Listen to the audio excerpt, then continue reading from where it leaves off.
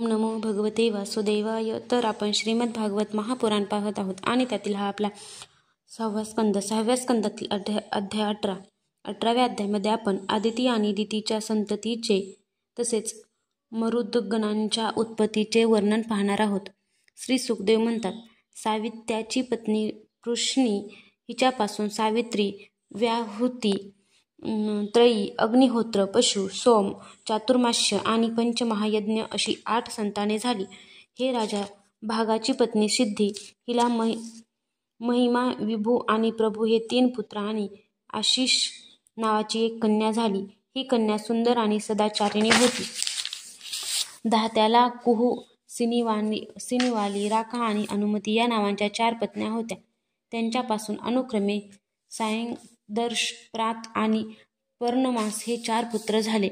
धात्याच्या लहान भावाचे नाव विधाता होते. त्याची पत्नी क्रिया, तिच्यापासून पुरुष्य नावाच्या 5 अग्नींची उत्पत्ती झाली. वरुणाच्या पत्नीचे नाव चर्षणी होते. भृगूंनी तिच्यापासून पुन्हा जन्मग्रहण केला. या अगोदरच ते ब्रह्मदेवाचे पुत्र होते. महायोगी वाल्मिकी सुद्धा वरुणाचे पुत्र होते. वारुळातून बाहेर आल्यामुळे त्याचे वाल्मिकी असे नाव पडले. उर्वशीला पाहून मित्र आणि वरुण या दोघांचेही वीर्य स्खलन झाले होते. ते त्या दोघांनी घड्यात ठेवले. त्यापासून अगस्त्य आणि वसिष्ठ यांचा जन्म झाला. मित्राची पत्नी रेवती होती. तिला उत्सर्ग, अरिष्ठ आणि पिप्पल असे 3 पुत्र झाले. हे परीक्षिता, पुलमनंदिनी, शचिला, इंद्रापासून जयंत, वृषभ आणि मिडवान असे 3 पुत्र झाले. भगवान विष्णूच मायेने वामन रूपात अवतीर्ण झाले होते. त्यांची पत्नी कीर्ती, तिच्यापासून बृहश्चलोक नावाचा मुलगा झाला. सौभगादी तिला अनेक संताने झाली. कश्यपनंदन भगवान वामनांनी आदितीच्या पोटी जन्म का घेतला आणि या अवतारात त्यांनी कोणते गुण, लीला आणि पराक्रम केले याचे वर्णन मी पुढे करीन. आता मी कश्यपांची दुसरी पत्नी दितीपासून उत्पन्न झालेल्या संतान परंपरेचे वर्णन ऐकवितो. त्या वंशात वैभवशाली भक्त प्रल्हाद आणि बलीचा जन्म झाला. दितीला दैत्य आणि दानवांना वंदनीय असे हिरण्यकश्यपू आणि हिरण्याक्ष असे 2च पुत्र झाले. त्यांची संक्षिप्त कथा मी तुला यापूर्वी सांगितली आहे. हिरण्यकश्यपूची पत्नी कयाधू दानवी होती. तिचे वडील जंभ यांनी तिचा विवाह हिरण्याक्षिपूशी करून दिला. कयाधूला संल्हाद, अनुल्हाद आणि प्रल्हाद असे 4 पुत्र झाले. त्यांना सिंहिका नावाची एक बहीण होती. विप्रचित्ती नावाच्या दानवापासून तिला राहू नावाचा पुत्र झाला. अमृतपानाच्या वेळी मोहिनी रूपधारी भगवंताची सुदर्शन चक्राने ज्याचे डोके उडविले होते तोच हा राहू. संल्हादाची पत्नी कृती, तिला पंचजन नावाचा पुत्र झाला. लहादाची पत्नी धमनी, तिला वातापी आणि इल्वल असे 2 पुत्र झाले. या इल्वलानेच अगस्तीच्या आतिथ्याचे वेळी वातापीला शिजवून त्यांना खाऊ घातले होते. अनुल्हादाची पत्नी सुरम्या होती. बाष्कल आणि महिष असे तिचे 2 पुत्र होते. प्रल्हादाचा मुलगा विरोचन, त्याची पत्नी देवी, तिचा मुलगा बळी. बळीच्या पत्नीचे नाव अशना होते. तिला बाण इत्यादी 100 पुत्र झाले. बळीच्या स्तुत्य महिम्याचे वर्णन पुढे करण्यात येणार आहे. बाणाने शंकराची आराधना करून त्यांच्या गणांचा तो प्रमुख बनला. आज सुद्धा भगवान शंकर त्यांच्या नगराचे रक्षण करण्यासाठी त्यांच्या जवळ राहतात. दितीचे आणखी 49 पुत्र होते. त्यांना मरुद्गण म्हणतात. ते निपुत्रिक होते. इंद्राने त्यांना आपल्याप्रमाणेच देव बनविले. राजाने विचारले, गुरुवर्य, मरुद्गणांनी असे कोणते सत्कर्म केले होते की ज्या योगे ते आपला जन्मताच आसुरी भाव सोडू शकले आणि इंद्राने त्यांना देवता बनविले? हे ब्राह्मण, माझ्यासह हे ऋषी ही गोष्ट जाणून घेण्यासाठी उत्सुक आहेत, म्हणून आपण हे रहस्य आम्हाला सांगावे. सूत म्हणाले, शौनका, राजा परीक्षिताचा हा प्रश्न थोड्या शब्दात पण गर्भितार्थ असणारा होता. शिवाय त्याने तो मोठ्या आदराने विचारला होता, म्हणून सर्वज्ञ श्री शुकाचार्यांनी मोठ्या प्रसन्न चित्ताने त्याचे कौतुक करीत म्हटले. श्री शुक म्हणाले, भगवान विष्णूंनी इंद्राची बाजू घेऊन दितीचे हिरण्यकशिपू आणि हिरण्याक्ष असे दोन्ही पुत्र मारले. म्हणून दिती शोकाग्नीने भडकलेल्या क्रोधाने जळत राहून विचार करू लागली. इंद्र विषयी क्रूर आणि निर्दय आहे. त्याने आपल्या भावांनाच मारले. मी त्या पाप्याला मारून सुखाने झोप केव्हा बरे घेईल? राजे, देव यांच्या शरीरात लोक प्रभू म्हणून संबोधतात, परंतु एक दिवस तो देह किडे, विष्ठा किंवा राखेचा ढीग होऊन जातो. अशा देहासाठी जो दुसऱ्याला त्रास देतो त्याला आपला खरा स्वार्थ समजत नाही, त्यामुळेच त्याला नरकात जावे लागते. इंद्र हे शरीर नित्य आहे असे मानून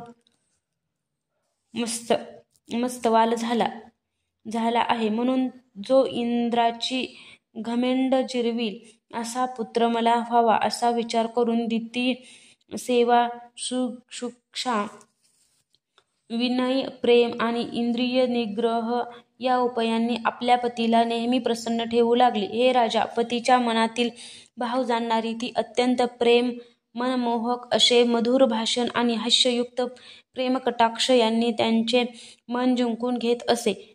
कश्यप ऋषी विद्वान असूनही चतुर दितीच्या सेवेने तिच्या अधीन होऊन मी तुझी इच्छा पूर्ण करीन असे म्हणाले. स्त्रियांच्या बाबतीत यात काही आश्चर्य नाही. सृष्टीच्या प्रारंभी ब्रह्मदेवांनी सर्व जीव अनासक्त आहेत असे पाहून आपल्या अर्ध्या शरीरापासून स्त्रीची निर्मिती केली. त्यामुळे स्त्रियांनी पुरुषांची बुद्धी आपल्याकडे आकर्षित करून घेतली. राजा दितीने कश्यपांची अशी सेवा केली, यामुळे ते तिच्यावर अतिशय प्रसन्न होऊन दितीचे कौतुक करीत हसून तिला म्हणाले. कश्यप म्हणाले, हे स्तुत्य सुंदरी, मी तुझ्यावर प्रसन्न आहे. तुझी जी इच्छा असेल ते मागून घे. पती प्रसन्न झाल्यावर पत्नीला या लोकी कोणती इष्टवस्तू दुर्मिळ आहे. पती हेच स्त्रियांचे परमदैवत आहे असे शास्त्र सांगते, कारण लक्ष्मीपती वासुदेवच सर्व प्राण्यांच्या हृदयात विराजमान आहेत. पुरुष नाम आणि रूपाच्या भेदाने कल्पना केलेल्या निरनिराळ्या देवांच्या रूपाने त्याच भगवंताची उपासना करतात. त्याचप्रमाणे स्त्रियांकडून पतीचे रूप धारण केलेल्या भगवंताचीच पूजा केली जाते.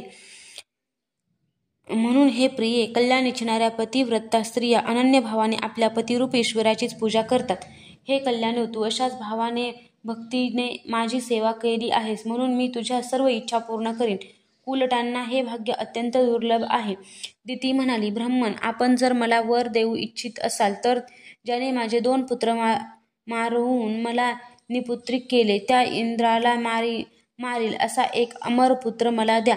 दितीचे हे मागणे ऐकून खिन्न झालेल्या कश्यपांना पश्चाताप झाला. अरे रे, आज माझ्यावर फार मोठा अधर्म करण्याची वेळ येऊन ठेपली आहे. अहो, आज मी इंद्रियांच्या विषयामध्ये रमल्यामुळे स्त्रीरूप मायेने माझे चित्त आपल्या अंकित करून घेतले. दीनवाण्या, मला निश्चितच नरकात जावे लागेल. यात या स्त्रीचा तरी काय दोष? कारण ही आपल्या वर्णावरच गेली. मी आपल्या इंद्रियांना ताब्यात ठेवले नाही. खरा स्वार्थ न ओळखणाऱ्या माझाच धिक्कार असो. स्त्रियांचे मुख म्हणजे शरद ऋतूत उमललेले कमळ, त्यांचे बोलणे जणू कानांचे अमृत, परंतु हृदय मात्र जणू सूर्याची तीक्ष्ण धारच होय. अशा स्त्रियांचे चरित्र कोण जाणू शकेल? वास्तविक पाहता स्त्रियांना कोणी प्रिय नसतो. स्वार्थासाठी त्या आपला पती, पुत्र आणि भावाला सुद्धा मारतात किंवा मारवितात. मी आता वचन देऊन चुकलो आहे, म्हणून ते खोटे होता कामा नये, परंतु इंद्राचा सुद्धा वध होता कामा नये, म्हणून याविषयी आता एक युक्ती करावी. हे कुरुपुत्रा, भगवान कश्यपांनी असा विचार करून स्वतःची मन निर्भयसना केली. नंतर थोडेसे रागावून ते दितीला म्हणाले. कश्यप म्हणाले, कल्याणी, मी सांगितलेल्या व्रताचे जर तू 1 वर्षपर्यंत विधीपूर्वक पालन केलेस तर इंद्राला मारणारा पुत्र तुला होईल, परंतु जर नियम मोडलास तर तो पुत्र देवाचा मित्र बनेल. दिती म्हणाली, ब्राह्मण, मी त्या व्रताचे पालन करीन. आपण सांगा, मी काय काय केले पाहिजे ते, कोणती कामे करू नयेत आणि कोणती केली असता व्रताचा भंग होणार नाही.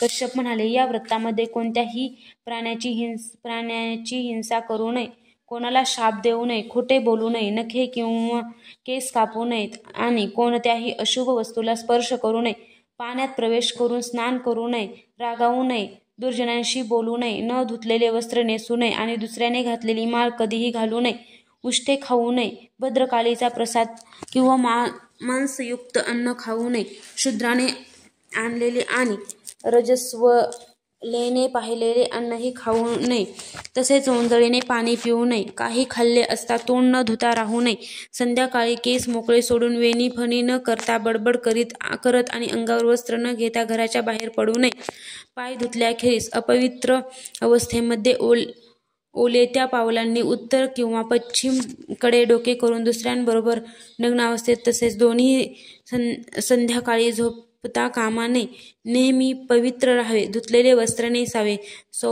सौभाग्यालंकारांनी मंडित राहावे, सकाळी न्याहारी करण्यापूर्वीच गाय, ब्राह्मण, लक्ष्मी आणि भगवान नारायणांची पूजा करावी, वेण्या, चंदनादी सुगंधी द्रव्य, नैवेद्य आणि अलंकार देऊन सुवासिनींची पूजा करावी, तसेच पतीची पूजा करून त्याच्या सेवेत मग्न राहावे. त्याचबरोबर त्यांचेच तेज आपल्या गर्भात आहे हे लक्षात ठेवावे. या व्रताचे नाव पुंसवन असे आहे. कोणतीही उणीव न ठेवता जर तू या व्रताचे 1 वर्षपर्यंत पालन करशील तर तुला इंद्राचा नाश करणारा पुत्र होईल. परीक्षिता, थोर दितीने ठीक आहे असे म्हणून उदरात कश्यपांचे वीर्य आणि त्यांनी सांगितलेले व्रत उत्तम रीतीने धारण केले.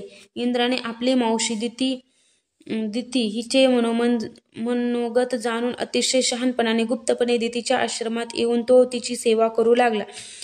तो दररोज त्या वेळी फुले, फळे, कंदमुळे, सुमिधा, दर्भ, पाने, अंकुर, माती आणि पाणी आणून देत असे. राजन, जसा भिकारी हरिणाला मारण्यासाठी हरिणासारखा वेश करून त्याच्याजवळ जातो, त्याचप्रमाणे इंद्रसुद्धा कपट वेश धारण करून व्रतस्थ दितीच्या व्रतपालनातील त्रुटी शोधण्यासाठी तिची सेवा करू लागला. हे राजा, नेहमी लक्ष ठेवूनही त्याला तिच्या व्रतपालनामध्ये कोणत्याही प्रकारची त्रुटी आढळली नाही, तेव्हा आपले कल्याण कसे होईल याविषयी इंद्राला फारच काळजी वाटू लागली. व्रताच्या पालनाने कृश झालेली दिती एके दिवशी संध्याकाळी उष्ठ्या तोंडाने तोंड आणि हातपाय न धुता झोपी गेली. योगेश्वर इंद्राने ही संधी साधून योगमायेने झोपी गेलेल्या दितीच्या उदरात प्रवेश केला. त्याने तेथे जाऊन सोन्याप्रमाणे चमकणाऱ्या गर्भाचे वज्राने 7 तुकडे केले. तेव्हा तो गर्भ रडू लागला. तेव्हा त्याने रडू नकोस असे म्हणून त्यातील प्रत्येक तुकड्याचे आणखी 7 तुकडे केले. राजा, जेव्हा इंद्र त्यांचे तुकडे करू लागला तेव्हा ते सर्वजण हात जोडून इंद्राला म्हणाले, इंद्र, आम्हाला का मारतोस? आम्ही तर तुझे भाऊ मरुद्गण आहोत. तेव्हा इंद्र आपल्या अनन्य भक्त पार्षद मरुद्गणांना म्हणाला, ठीक आहे, तुम्ही माझे भाऊ आहात, आता घाबरू नका. परीक्षिता, जसे श्रीहरींच्या कृपेने अश्वत्थाम्याच्या ब्रह्मास्त्राने तुझे काहीच अनिष्ट झाले नाही, त्याचप्रमाणे वज्राने तुकडे होऊन सुद्धा दितीचा गर्भ मेला नाही. कारण जो मनुष्य केवळ एक वेळच आदिपुरुष भगवान नारायणांची आराधना करतो तो त्यांच्या समान होऊन जातो. दितीने तर 1 वर्षाला थोडेच दिवस कमी इतके दिवस भगवंताची आराधना केली होती. आता ते 49 मरुद्गण इंद्रासह 50 देव झाले.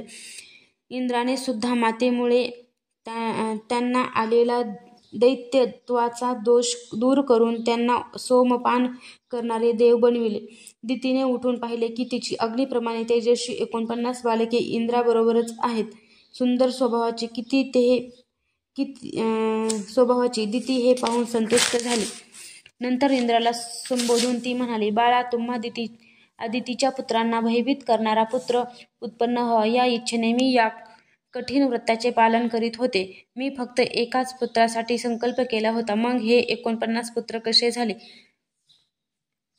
बाळा इंद्रा, तुला जर याचे रहस्य बाळा इंद्रा, तुला जर याचे रहस्य माहीत असेल तर खरे काय ते मला सांग, खोटे बोलू नकोस. इंद्र म्हणाला, माते, तुझे मनोगत ओळखून मी तुझ्याजवळ आलो होतो. त्यावेळी माझ्या स्वार्थी मनात जराही धर्मभावना नव्हती. म्हणून तुझ्या व्रतपालनात त्रुटी होताच मी त्या गर्भाचे तुकडे तुकडे केले. अगोदरच मी त्याचे 7 तुकडे केले, तेव्हा ते 7 बालक झाले. नंतर मी पुन्हा त्या एकमेकाचे 7 तुकडे केले, तरीसुद्धा ते मेले नाहीत. ही अत्यंत आश्चर्याची घटना पाहून माझ्या लक्षात आले की परमपुरुष भगवंताच्या उपासनेमुळे प्राप्त झालेली ही स्वाभाविक सिद्धी आहे. जे लोक निष्पाप भावनेने भगवंताची आराधना करतात व जे मोक्षाची सुद्धा इच्छा ठेवीत नाहीत, तेच आपला स्वार्थ साधण्यात प्रवीण होत. भगवान जगदीश्वर आपला आत्मा असून स्वतःचे सुद्धा दान करणारे आहेत. अशा स्थितीत त्यांची आराधना करून विषयभोगांचे वरदान कोण मागेल? कारण विषयभोग तर नरकातही मिळू शकतात. हे माते, पूज्य अशा तुझ्या बाबतीत मूर्ख असलेल्या मी दुष्टपणाने हे काम केले. तू माझ्या अपराधाची क्षमा कर. तुझा गर्भ मेल्यानंतरही पुन्हा जिवंत झाला. ही भाग्याची गोष्ट आहे. श्री शुक म्हणतात, इंद्राचा हा शुद्ध भाव पाहून दिती संतुष्ट झाली. इंद्राने तिची अनुज्ञा घेऊन मरुद्गणांसह तिला नमस्कार केला आणि तो स्वर्गलोकी गेला. हे मरुद्गणांचे जनाख्यान अतिशय मंगलकारक आहे. याविषयी तू मला जो प्रश्न विचारला होतास त्याचे सविस्तर उत्तर मी तुला दिले. आणखी तुला काय सांगू? अध्याय 18 समाप्त.